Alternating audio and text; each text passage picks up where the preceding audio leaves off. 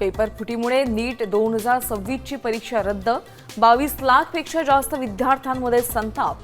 CBI चौकशी करण्याचे आदेश. तर दिल्लीत युवक काँग्रेसची जोरदार निदर्शनं.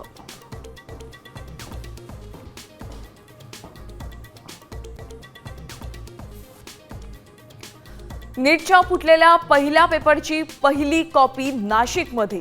10 लाखांना पेपर घेऊन 15 लाखांना विकल्याची सूत्रांची माहिती. संशयित आरोपीला सीबीआयनं घेतलं ताब्यात.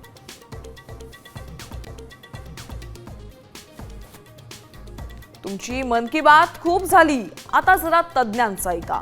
चुका तुमच्या, भुर्दंड जनतेला का? राज ठाकरेंचं पंतप्रधान नरेंद्र मोदींना खरमरीत पत्र.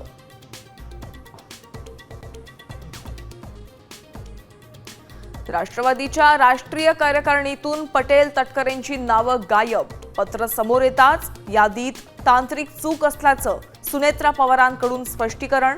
लवकरच नवीन यादी आयोगाला सादर करणार असल्याची पोस्ट.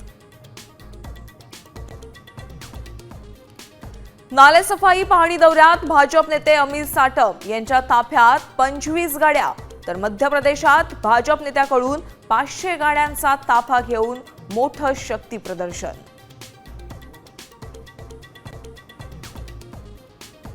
यंदा मान्सून 4 दिवस आधीच दाखल होण्याचा अंदाज. केरळमध्ये 25 ते 27 मे दरम्यान पावसाचं आगमन होणार.